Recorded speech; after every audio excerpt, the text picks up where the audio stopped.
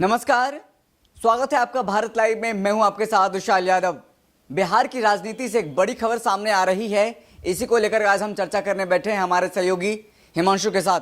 जिस तरह से आपको पता है कि तमाम बिहार की राजनीति में एक खबर है जो कि बड़े जोरों शोरों से चल रहा है, वो है रालोसपा का विलय जदयू में होना है, जिसको लेकर के तमाम शुरू से ही जब कयास लगाए जा रहे थे तो सबसे पहले भारत लाइव ने ही आपको दिखाया था और बताया था कि रालोसपा का विलय जदयू में होगा और इसको लेकर के कवायद भी शुरू हो गई है। अब वो तारीख अभी अनाउंस हो गया है 13 और वो 14 तारीख है, जिसमें कहा जा रहा है कि अनाउंस हो जाएगा रालोसपा का पूरी तरीके से जदयू में विलय तय माना जा रहा है। लेकिन एक बड़ी और खबर सामने आ रही है कि जिस तरह से रालोसपा के तमाम जो नेता हैं वो एक एक करके या फिर गुट में कहें बाहर निकल रहे हैं, इसे कहा जा रहा है। इसमें जो तमाम जो राजनीतिक महकमा है और मीडिया जो कहा जा रहा है कि सिर्फ और सिर्फ अकेले रालोसपा के जो राष्ट्रीय अध्यक्ष उपेंद्र कुशवाहा बच जाएंगे और वही जदयू में जाकर के विलय करेंगे। लेकिन हम उन सब बातों को लेकर के चर्चा करने नहीं बैठे हैं। लेकिन उससे भी इतर एक बड़ी खबर, एक और एक ऐसा पार्टी है जिसका कि विलय होने वाला है, इसमें हम आज चर्चा करेंगे। तो हमारे सहयोगी हैं हिमांशु जी। हिमांशु जी, बताइए कि इन सब तमाम चीज़ों को लेकर के आप किस तरह देखते हैं। एक और वो पार्टी है जिसका विलय करेंगे। देखिए, रालोसपा का विलय होने जा रहा है 13-14 तारीख के बाद। तो अब क्या होगा कि जो छोटी पार्टियां हैं, क्षेत्रीय पार्टियां, अब उनके अस्तित्व पे सवाल खड़ा हो गया है। अब बाकायदा आप बिहार में देखिए तो कई छोटी पार्टियां, हम पार्टी हो गई, वीआईपी पार्टी हो गई और इस तरह की और जो पार्टियां हैं, आप अनेक पार्टियां हैं, जाप पार्टी है, तो इनके अस्तित्व का क्या होगा? क्योंकि अगर आप बिहार में देखिए तो 3 पॉलिटिकल पार्टियां ऐसी हैं जो कंपटीशन में हैं, बाकायदा जेडीयू, बीजेपी, राजद। और आप अन्य गठबंधनों की बात करें तो कितनी सीटें मिली हैं उनको, ये देखना दिलचस्प होगा। और अगर आप जहां तक एनडीए की बात करते हैं तो आप देखिए शुरुआती दौर में उसमें 22 दल थे, लेकिन अब कहां है? बीजेपी के बारे में कहा जाता है कि बीजेपी नहीं, राष्ट्रीय पार्टी की अगर बात करें, क्योंकि उसके पास संसाधन होता है, वो ज्यादा मौका लोगों को दे सकता है। तो इसलिए अगर आप बीजेपी की बात करें, शुरुआती दौर में 22 दल उनके साथ थे और आज कितने पार्टियां उनके साथ हैं? गिने चुने हैं। तो जिस तरीके से अब बिहार में नीतीश कुमार ने एक बहुत बड़ा खेल कर दिया है। शुरुआती दौर में आप देखिए वो कितना कमजोर लग रहे थे, उनका बॉडी लैंग्वेज देख लीजिए आप, चेहरों की असहजता स्पष्ट रूप से दिखती थी। लेकिन उन्होंने क्या किया है कि रालोसपा के विलय जो है करवाने के लिए बाकायदा जो रणनीति लगाई है, वो कहीं ना कहीं नीतीश कुमार के स्तर को बिहार की राजनीति में ऊपर उठा दिया है। लेकिन ये बिहार की सियासत में और कई सवाल खड़े कर दे रहा है और कई क्षेत्रीय पार्टियों की चिंता की लकीरें जो है वो बढ़ गई है। हालांकि देखिए, राजद के लिए परेशानियां बढ़ी हैं, क्योंकि अभी देखिए नीतीश कुमार और आरजेडी तेज से मुख्य मुकाबला है। जिस तरीके से रालोसपा का विलय, अलग बात है कि 30 से 30 नेता गए हैं, लेकिन इसके अलावा बहुत सारे ऐसे नेता हैं जो रालोसपा के साथ हैं, क्योंकि उपेंद्र कुशवाहा एक चेहरा है। आप वीरेंद्र कुशवाहा के बारे में कोई नहीं जान रहा था, ये आपको मानना चाहिए। कुशवाहा नेता के तौर पर उपेंद्र कुशवाहा को ही जाना जाता है। और अगर उपेंद्र कुशवाहा नीतीश कुमार के साथ विलय अगर क्या होना ही तय है 13-14 तारीख के बाद, तो नीतीश कुमार को इसका फायदा मिलेगा। अब दिक्कत क्या है कि अगर यहां लालू यादव होते तब कोई परेशानी नहीं होती, क्योंकि लालू यादव के बारे में कहा जाता है, वो कहते हैं कि मैं उड़ती चिड़िया को हल्दी लगाता हूं, ठीक है, या उनके बारे में कहा जाता है कि उनके पास हर जहर का काट होता है। लेकिन इस वक्त जब लालू यादव जेल में बंद हैं, हालांकि तेजस्वी यादव वेलकम कर रहे हैं लोगों का, लेकिन उस तरीके से प्रभावी नहीं हो रहे हैं। अब चलिए, रालोसपा का विलय हो जाएगा, अब अन्य पार्टियों का क्या होगा, जो अन्य पार्टियां हैं? एक बड़ा सवाल है कि जिस तरह से आपने कहा कि और जो छोटे छोटे पार्टी है उसके अस्तित्व को लेकर एक खतरा मंडरा रहा है, वही नीतीश कुमार और उपेंद्र कुशवाहा की बात करें तो जब एनडीए में दोनों थे तो अच्छे से एक बड़ा भाई एक छोटे भाई की भूमिका में थे और लगातार भूमिका निभाते रहे। फिर एक वक्त ऐसा आता है जब वो बाहर निकल गए। लेकिन फिर जब 2015 में लालू यादव के साथ गए तो नीतीश कुमार, तो फिर एक बड़ा भाई लालू यादव बन गए, छोटे भाई नीतीश कुमार बन गए। वहीं अब कहीं ना कहीं नीतीश कुमार को जब अलग हो करके राजद से जब बीजेपी के साथ गए तो कहीं ना कहीं उसको अकेला महसूस कर रहे हैं और वो चाहते हैं कि उपेंद्र कुशवाहा के बिना वो नहीं रह सकते हैं। और उपेंद्र कुशवाहा को भी लगता है, क्योंकि उनकी पार्टी जो है भले ही वोट परसेंटेज बढ़ रहा है लेकिन एक सीट भी जीत करके नहीं आ रहे हैं, कहीं ना कहीं उनके जो पार्टी का अस्तित्व है, उनके जो राजनीतिक अस्तित्व है, उन पे खतरा मंडरा रहा है। उनको लग रहा है कि हमारा अस्तित्व खतरे में पड़ता जा रहा है, हम बड़े भाई के अलावा हम कहीं और नहीं रह सकते हैं, बड़ा भाई को छोड़ करके हम नहीं रह सकते हैं। इससे अच्छा होगा कि हम अपनी पार्टी को ही जदयू में विलय करा लें। एक ये अस्तित्व बचाने का ये तरीका है। जी जी, देखिए, मैं ये कहूंगा कि ठीक है, जेडीयू ने अपनी स्थिति मजबूत कर ली, अब बीजेपी क्या करेगी? क्योंकि आपको पता होगा नीतीश कुमार लगातार चिराग पासवान पर हावी हैं, और अगर उपेंद्र कुशवाहा का गठबंधन भी हो सकता था, लेकिन फिर सवाल ये उठता कि एनडीए के अंदर क्या फिर लोजपा का गठबंधन क्यों नहीं होगा? नीतीश कुमार नहीं चाहते हैं, इसलिए उपेंद्र कुशवाहा को कन्विंस किया गया कि रालोसपा का विलय करा दिया जाए। अब बीजेपी इसको कैसे क्रॉस करेगी, एक बड़ा सवाल है। अब देखिए क्या है, चिराग पासवान तो विलय करेंगे नहीं, उनकी अपनी एक विरासत, राजनीतिक विरासत है, वो विलय नहीं करेंगे। इसलिए कहा जा रहा है कुछ ऐसी पार्टियां हैं जिसका विलय करा करके बीजेपी नीतीश कुमार को जवाब देना चाहती है। तो आप समझिए अब वो कौन सी पार्टी होगी जिसका विलय बीजेपी अपने पार्टी में करा करके नीतीश कुमार को करारा जवाब देना चाहेगी। क्या लगता है आप हिंदुस्तानी अवाम मोर्चा की बात कर रहे हैं क्या? नहीं, देखिए, हिंदुस्तानी अवाम मोर्चा की अगर बात करें, हम पार्टी की बात करें, तो वो एनडीए के अंदर नहीं है, कहने को एनडीए के अंदर है, वो नीतीश कुमार के साथ हैं। तो बीजेपी के साथ जाना, तो आप समझ सकते हैं बीजेपी जब भी नीतीश कुमार पर हमलावर होती है, जीतन राम मांझी हनुमान बनकर आ जाते हैं। आपको चिराग पासवान का वाकया याद होगा, जब भी नीतीश कुमार पर अटैक किया, हनुमान बनकर आगे आ गए। तो क्या आपको लगता है कि हम पार्टी का विलय एक तरह से माना जाए विलय हो गया उनका?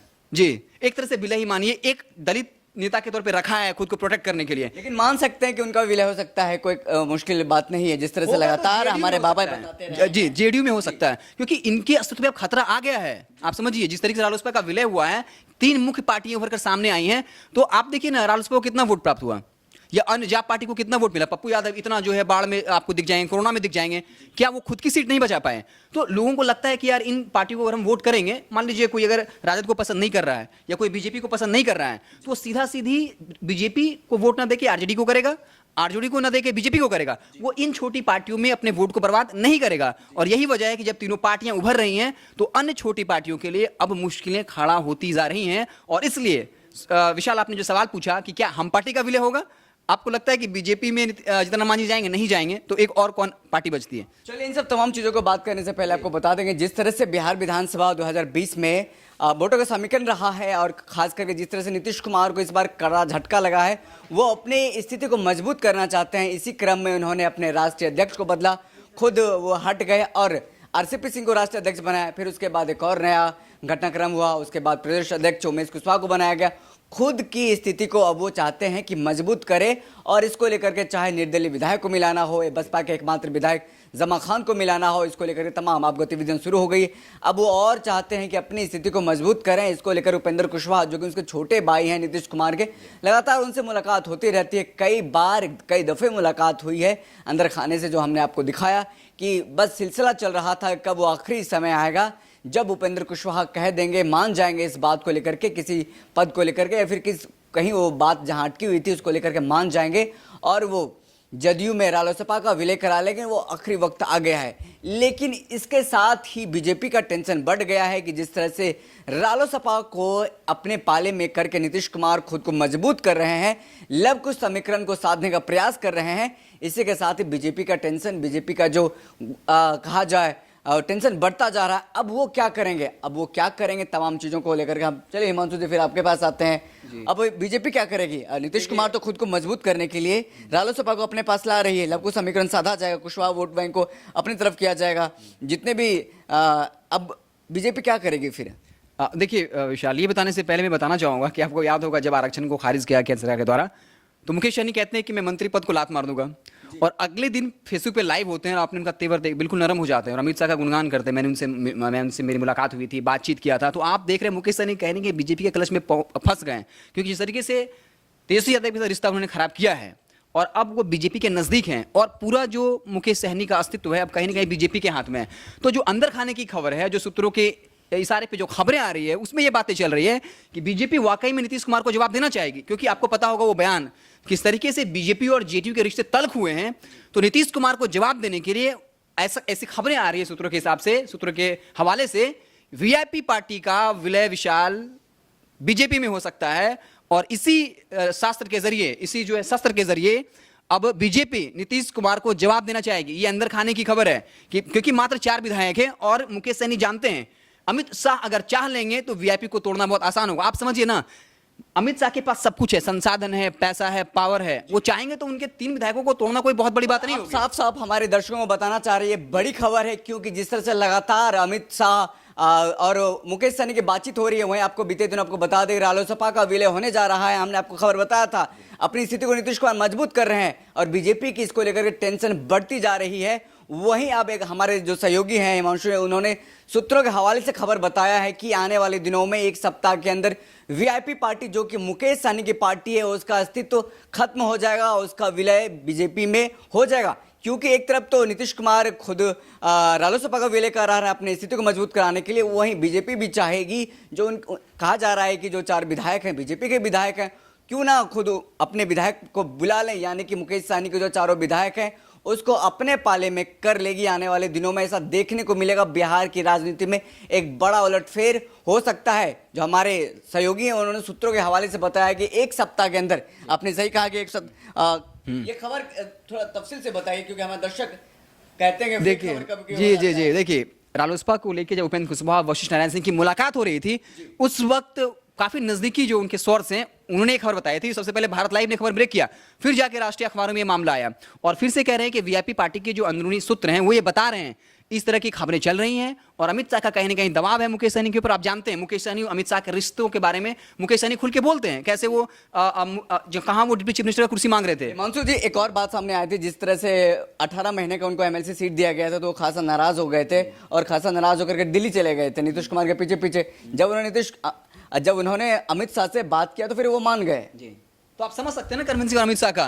अमित शाह के बारे में कहा जाता है वो हर रणनीति में माहिर है और कहीं ना कहीं अमित शाह नीतीश कुमार को जवाब देना चाहते हैं। और ये जो खबरें आई, हम ऐसा नहीं ये 100% हो जाएगा। रालोसपा के बारे में खबर ब्रेक करी कि ऐसी बातें चल रही हैं, ये बातें उठनी शुरू हो गई हैं और हमारी भविष्यवाणी सही भी होगी। जी, और ये बातें हैं कि अगले संडे को, कहीं इसके बाद जो संडे होगा उस वक्त में अब ये बातें और खुलकर सामने आ जाएगी। फिर हम आपके साथ बैठ करके बोलेंगे कि हमने ये खबर आपको बहुत पहले बता दिया था। यानी कि आप साफ तौर पे कहना चाह रहे हैं कि जो आने वाले समय, आने वाले वक्त है उसमें मुकेश सहनी की पार्टी वीआईपी का टूट संभव है, यानी कि अस्तित्व छोटे छोटे पार्टियों का धीरे धीरे खत्म होता जा रहा है। पहला अस्तित्व तो आपने देखा कि रालोसपा का किस तरह से खत्म होता जा रहा है। वहीं 4 विधायकों के साथ वीआईपी पार्टी एनडीए में है, लेकिन उनका भी अस्तित्व अब धीरे धीरे खत्म हो जाएगा। जिस तरह से सूत्रों के हवाले से हमने आपको खबर बताया, हमारे जो सहयोगी हैं हिमांशु ने आपको जो खबर बताया कि वीआईपी पार्टी यानी कि मुकेश सहनी की पार्टी एक सप्ताह के अंदर बीजेपी में विलय कर लेगी। ये बड़ी खबर है जो कि भारत लाइव आपको बता रहा है। हमने इससे पहले बताया था कि जिस तरह से रालोसपा का विलय